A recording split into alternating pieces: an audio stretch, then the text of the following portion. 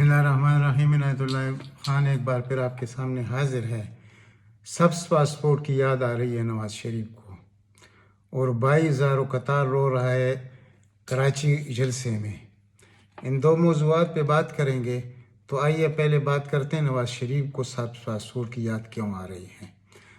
अगर आपने देखा होगा तो नवाज़ शरीफ जब इक़्तिदार में होते हैं तो ये गले पड़ते हैं, और जब ये इक़्तिदार से बाहर होते हैं ये पाँव पड़ते हैं। अब इसने एक और वारदात शुरू कर दी है कि मुझे पाकिस्तानी पासपोर्ट याद आ रहा है। आपको पाकिस्तानी पासपोर्ट याद आने की ज़रूरत कैसे पेश आई? यानी तिजारत आप करते हैं मेटल के साथ, दोस्तियाँ आप करते हैं मेटल के साथ, और एजेंसी के सरबराहों के साथ जो इंडियन एजेंसियां हैं, अजीत देवल जैसे लोगों के साथ। फिर याद आपको आती है सब्ज़ पासपोर्ट की, और काम करते हैं दूसरी एजेंसियों के लिए। अब तो आप पाकिस्तान के लिए बहुत बड़ा ख़तरा बन चुके हैं। बरतानिया में बैठकर शादियां करते हैं बाहर, इलाज बाहर, हेरन में शॉपिंग, और याद आती है पाकिस्तानी पासपोर्ट की। ये कुछ समझ में आने वाली बातें नहीं हैं। यानी एलीट क्लास नवाज़ शरीफ हर काम और हर फ़ायदा यानी बाहर वालों को, और याद आती है सब्ज़ पासपोर्ट की। यानी अभी जो शादी हुई है उस शादी पर इनके कुछ लोग 4 अरब रुपए कहते हैं, कुछ 3.5 कहते हैं, कुछ 7 तक पहुंच गए हैं, और आज तक किसी को ये मजाल नहीं हुई कि नवाज़ शरीफ को पकड़ के अंदर रखे कि भाई ये सब कुछ कहाँ से आया, ये आपके बाप की एक लोहार की भट्टी थी, ये सब कुछ वहाँ से कैसे निकला। लेकिन ये किसी में, हमारे किसी इदारे में ये ताकत और क़ुव्वत मौजूद नहीं थी, तो इसलिए वो किस बहाने मुल्क से बाहर आके, और अब जो बरतानिया के उस सन अखबार ने जो इसके मुतालिक लिखा है और इसको जितना जलील किया है, और कि ये कितनी अयाशियों में ये ज़िंदगी गुजार रहा है, कितने अरबों का ये मालिक है, और बहाना बनाकर कि मैं इलाज के लिए बरतानिया आया हूँ, और एक दिन एक रात भी इसने कई अस्पताल में गुजारा हो, तो ये बता दे। ये तो बरतानिया अखबार कह रहा है, ये मौजूद है। मैं आपको किसी वक्त अखबार भी दिखा दूंगा, कल के प्रोग्राम में इंशाल्लाह आपको अखबार भी दिखाऊंगा। यानी वो लोग सच बोल रहे हैं, लेकिन ये शख्स कभी ज़िंदगी में आपको सच नहीं बोलेगा। इसका सच से दूर दूर का कोई रिश्ता नहीं है, और ये इतने बदनसीब मुल्क था पाकिस्तान।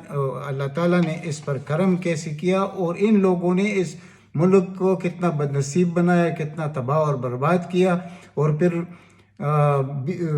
कराची जलसे में जब तकरीर करता है तो आंसू, इसका भाई भी रो रहा है, और इसकी आवाज़ में वो गरज नहीं है, और फिर अपने आप को मजलूम बनाने की कोशिश कर रहा है कि मुल्क का आपने नोच कर मुल्क को आपने, और गरीब लोगों को आपने खा लिया, और आप बनते हैं मजलूम।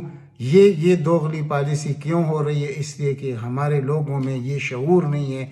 इसको ये कौम मिला था, ये मुल्क मिला था, और इस किस्म के लोग इसको मिले थे कि वो इस तरह पाकिस्तान को नोचते रहे। लेकिन अब ये जो कुछ सोच रहा है कि अब वो मरियम कार्ड तो फेल हो गया, कि अब मरियम और मज़ीद चल नहीं सकती, ये उसका काम नहीं है। वो सिर्फ तकरीर कर सकती है, लोगों को गालियां दे सकती है, तोहमतें लगा सकती है, वीडियोस लीक कर सकती है, ये उसका काम है। उसका काम ये नहीं है कि वो सियासत करे। तो इसका जो ड्रामाबाज भाई है शहबाज शरीफ, तो उसने जो आंसू बहाए, उस आंसू के पीछे क्या था? उस आंसू के पीछे सिर्फ इतना था कि भाई ये गैर आदमी बाहर से आया, ये पाकिस्तान का वज़ीर आज़म है, और ये शख्स तो न अपने लिए कुछ सोचता है, न ख़ानदान के लिए सोचता है, ये तो हमसे मुख्तलिफ किस्म का आदमी है।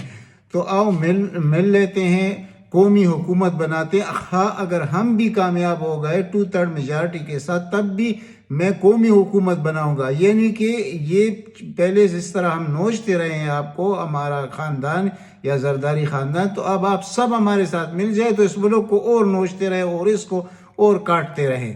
यही था इस आंसुओं का मकसद, क्योंकि उसको तो मालूम पड़ गया कि मेरी कामयाबी अभी कभी हो नहीं सकती। ये एक तुरुप का पत्ता है जो मेरे हाथ में है। अगर मैं कराची में तकरीर करते हुए ये बात करूं, तो शायद ये जो दूसरी छोटी छोटी पार्टियां हैं, और इसमें मौलाना फजल रहमान है, सिराजुल हक है, इस किस्म के लोग हैं, ये आ जाएंगे और ये हमारे साथ इलेक्शन में भी तावन करेंगे और सब कुछ हमारा मानेंगे, और फिर उनको हम ये लालच देंगे कि भाई قومی حکومت یا مخلوط حکومت بنے گی، خواہ کچھ بھی رزلٹ ہو، ہم بہت بڑی اکثریت سے بھی کامیاب ہو، تو تب بھی آپ ہمارے ساتھی رہیں گے اور عمر بھر کے یار رہیں گے. یعنی پاکستان کو لوٹنے کے لیے ہم مل کر سب کچھ کریں گے اور اس ملک سے اتنا بدلہ لیں گے جو ہم 40 سالوں میں ہمارا دل نہیں بھرا. یہ باقی جو زندگی رہ گئی ہے اس میں اب آپ بھی شامل ہو، آپ بھی اپنا دل بھر لے، یعنی آپ بھی اس ملک کو اتنا نوچے جتنا ہم نے نوچا تھا. یہ اس کا اعلان کہ یہ ایسے کرتے نہیں ہیں، پھر یہ بعد میں اسی جس کو سیڑھی بنا کر یہ اوپر چڑھے اسی کو پہلے گراتے ہیں. یہ میں نے رات کو بھی کہا تھا، جیسے وہ چودھری برادران جس کو لوگ کہتے ہیں، ان کے ساتھ انہوں نے کیا کچھ نہیں کیا اور ہر وقت ان کو سیڑھی بنا کر استعمال کیا گیا. لیکن ان کی بھی غیرت کو سلام ہے کہ جب ان کو موقع ملا، ایک سچا صحیح لیڈر ملا پاکستان کو وزیر اعظم، لیکن جب بھی ان کو موقع ملتا ہے وہ وار کرتے ہیں، پیچھے سے خنجر سے وار کرتے ہیں. لیکن یعنی وہ یعنی ان کو دیکھ کر وہ ان سے بھی زیادہ آگے بڑھ چکے ہیں، یعنی نوسر بازی میں. میں یہ لفظ استعمال کرتا ہوں لیکن یہ سوچ سمجھ کر استعمال کرتا ہوں، کیونکہ میں نے ان کی پوری تاریخ دیکھی ہے. وہ ابھی سے نہیں، جب چودھری شہزاد حسین کا والد اللہ اس کو بخشے چودھری ظہور لائے، میں اس وقت سے شروع ہو جاؤں تو ان کو پناہ کی جگہ نہیں ملے گی. میں پورا تاریخ ان کا میرے پاس پڑا ہوا ہے، یہ کون لوگ ہیں. تو اب جو کچھ یہ کر رہے ہیں انشاءاللہ یہ کبھی کامیاب نہیں ہوں گے. مہنگائی پوری دنیا میں آئی ہوئی ہے اور جو مہنگائی کے ذمہ وار ہے وہ ان دو ادوار کے، یہ جو آخری دو ادوار ہے اس کے ذمہ داران یہی دو خاندان ہیں. لیکن سب سے بڑا ذمہ وار نواز شریف ہے ان چیزوں میں.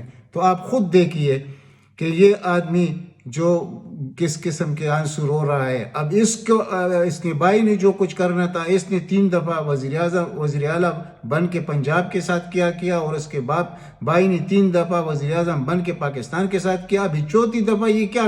اب اتنا دم خم کسی میں نہیں ہے. اب یہ ملک بدل چکا ہے، ان کو پتہ ہی نہیں ہے کہ میں نے رات کو بھی آپ کو کہا تھا کہ خطے کے حالات فیصلہ کریں گے اور خطے کے حالات موافقت رکھتے ہیں عمران خان کے ساتھ. عمران خان کے بغیر خطے کے حالات نہیں چل سکتے. یہ بہت بڑا بلاک بن چکا ہے. رات کو بھی میں نے آپ کو کہا تھا کہ یہ China, Russia, Pakistan, Turkey, Iran, Afghanistan, یہ اتنا بڑا تجارتی ہب بننے جا رہا ہے اور اتنے خوشحالی کی طرف یہ لوگ جائیں گے کہ یہ لوگ تو کہیں کسی کی یعنی یہ صرف مجرموں کی تاریخ ان کی یاد رکھی جائے گی، اس کی یہ تاریخ کبھی یاد نہیں رکھی جائے گی کہ انہوں نے کبھی عوام دوستی بھی کی تھی. اب تک اتنا ہی. انشاءاللہ ملتے ہیں اگلی ولاگ میں. اگر ہو سکے تو اس چینل کو سبسکرائب کیجئے، زیادہ سے زیادہ شیئر کیجئے. اللہ تعالیٰ آپ سب کو اپنے حفظ و امان میں رکھے. والسلام.